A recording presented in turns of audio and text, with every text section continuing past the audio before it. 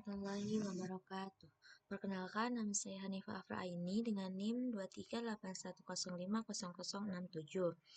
Nah, pada kesempatan kali ini, saya dari kelas 5C akan membuat video penjelasan tentang rangkuman dari seminar dengan judul menulis Scopus dengan AI dan juga Big Data yang dilaksanakan selama 4 hari. Nah, seminar ini itu membahas tentang pemanfaatan AI dan juga Big Data dalam penelitian ilmiah secara etis.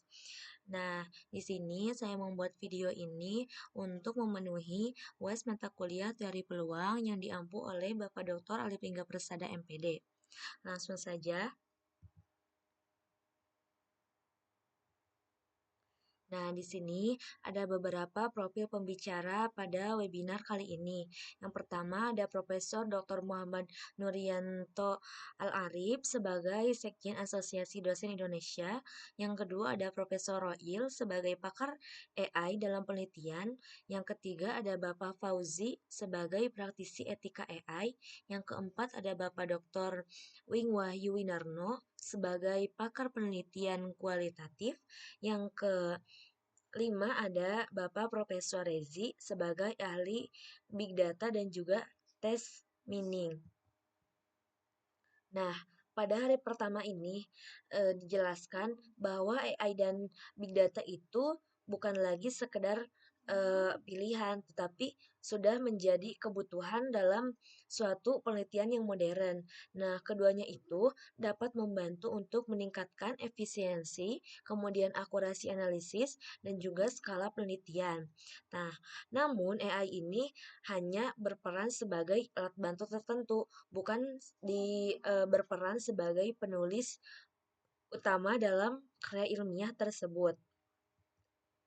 Nah, di sini pemateri menekankan bahwa kesalahan terbesarnya kita dalam menulis karya ilmiah itu adalah meminta AI untuk menentukan judul ataupun novelty dalam penelitian.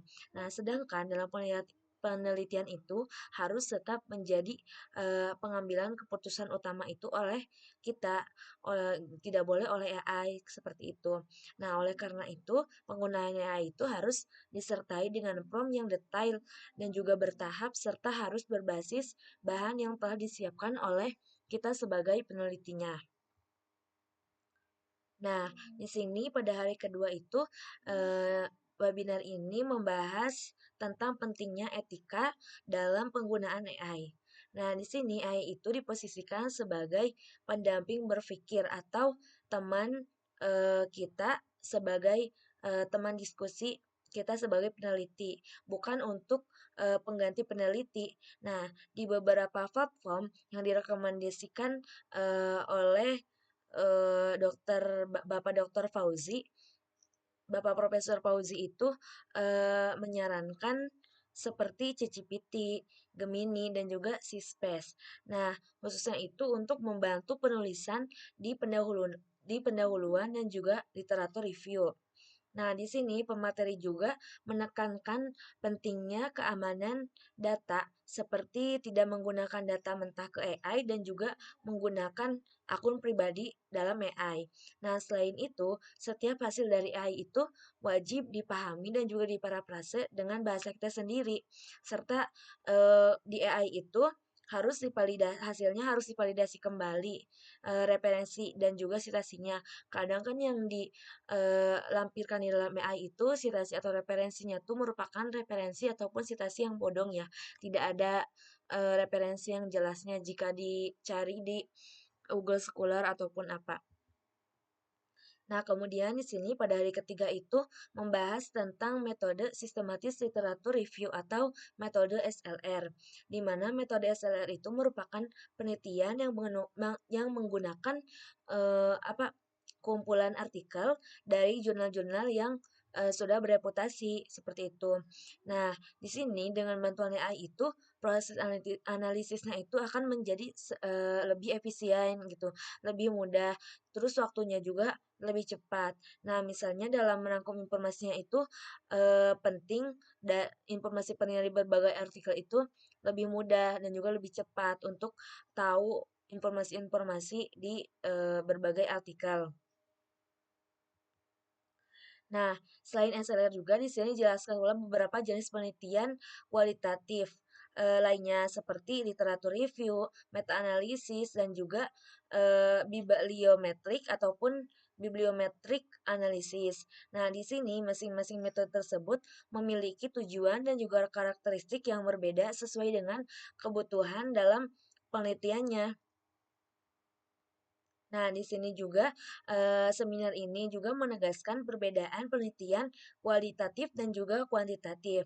Nah, penelitian kualitatif itu berfungsi untuk menguji hipotesis, sedangkan penelitian kualitatif itu bertujuan untuk menemukan hipotesis. Nah, selain itu juga dijelaskan bahwa level penelitian itu berdasarkan KKNI dari S1 sampai S3-nya.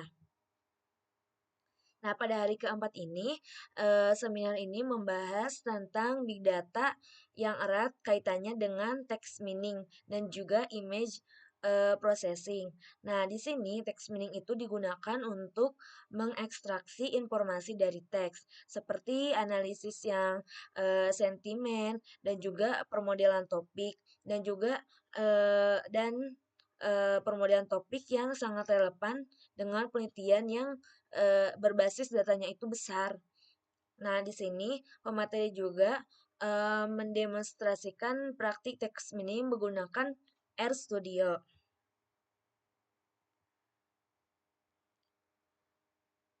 Nah, di sini kita bisa dimulai dari pengumpulan data, kemudian ke tahap eh, apa namanya eh, processing dan juga sampai ke tahap terakhir yaitu tahap analisis.